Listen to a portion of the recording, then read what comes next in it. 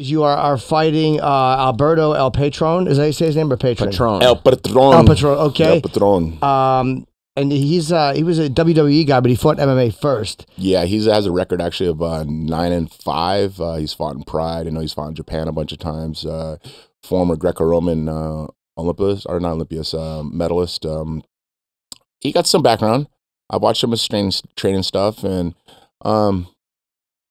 thank you, Combat the America. I appreciate it. Yes. I gotta say thanks to Alberto for actually having enough balls to step up, and I wish he was in here because they give him a standing ovation. This guy has some courage. You know, this guy's a lion. I got to give him the respect, and I'm giving the respect because I started my camp, like I say, 10 weeks ago. I mean, I've been putting in the work. I'm not out, having fun, doing the hoopla. I'm training. I'm training my butt off, man. This is my life. This is what I do, and this is what I love. What do you think the chances are that you will not win this fight? There's always a chance. I'm not going to be like, there's no chance. In my mind, there's no chance. In his mind, I think he has a chance. I don't think he has a chance. Mm-hmm. I don't view any loss at all. I don't view him touching me. I'm going to punch him in his face. I'm going to smash him. That's the way I train. That's the way I am. That's my mindset. I'm like an animal when I step in the cage. That's how I've always been. I mean, I put my heart and soul in the gym. I'm putting in, anywhere from 6 to 8 hour days, 6 days a week.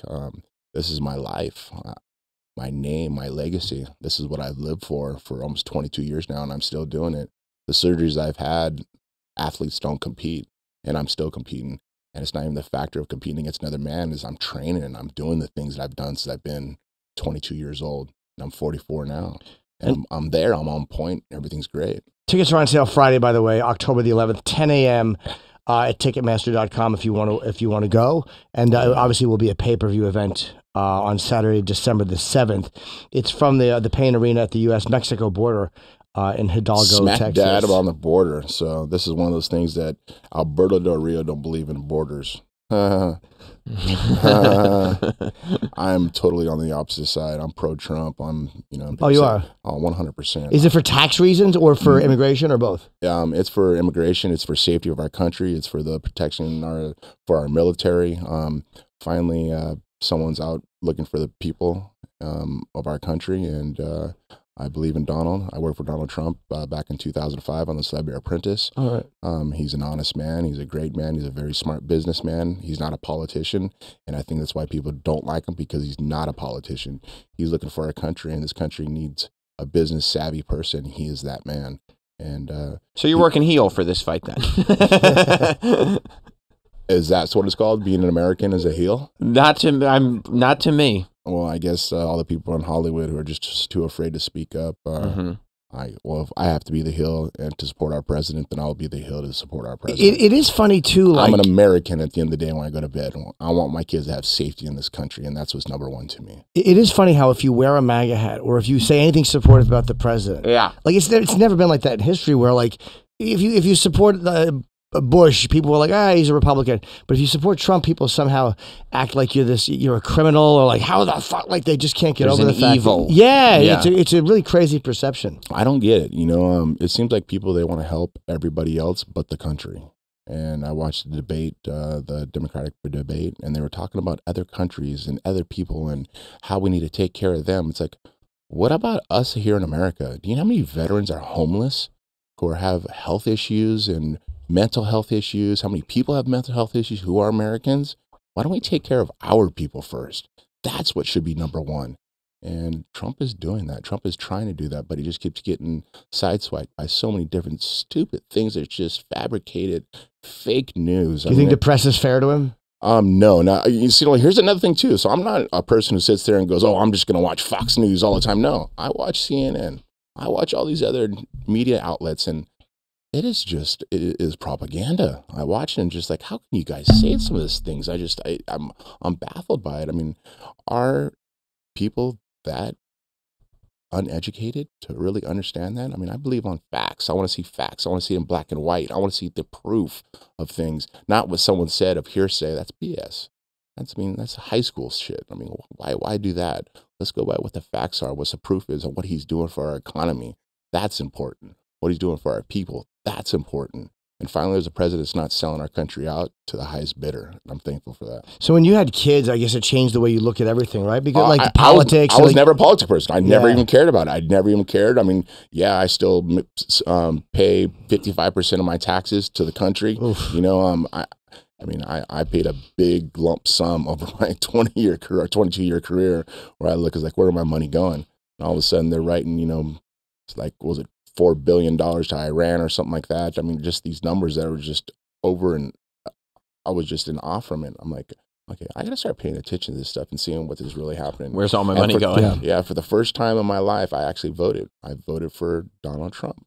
That was the first time you'd ever voted? The first time I've ever voted. How did it feel going in for the first? I mean, I've only voted twice, so. Oh, really? But I mean, how did it feel going in? Did it feel anything? Made me feel proud. It made me feel like I was standing for our country. You know, I'm a huge supporter of the troops. I've been to Iraq 6 times. I've been to Walter Reed and Bethesda about 7. I probably visited over 30 bases across the United States, Japan, Germany, Iraq. I ran from the Kuwait border all the way to the Turkish border.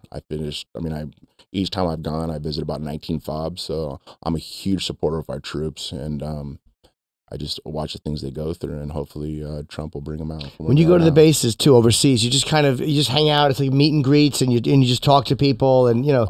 Yeah, I have huge turnouts when I go, because I guess they get to watch it on was it FSN or FNS the network, the Forces Network, the Force Network, and they all watch my fights, and they see me come walking out with the American flag, and you know it's pretty cool. It's just the exception or the acceptance I get from the fans or from the troops is just amazing. You know, there are 2,500 people of troops like waiting in line to come get an autograph and talk with me. And they're so happy you showed up. They're just happy that you're there, and they're always the best gracious. Thing is like when I'm able to sit down with the whole squad of guys. You know, there's 200 or 300 guys and girls, and I'm able to have a conversation with them, talking about teamwork. You know, talking about how battling, what it's like back at home right now. How do they feel? And for that 30 minutes or that hour I'm with them, they feel like they're at home. They don't realize they're in the sandbox, and they're just like, I talked to some of the colonels, and they pulled me aside. They're like, Tito, thank you for coming.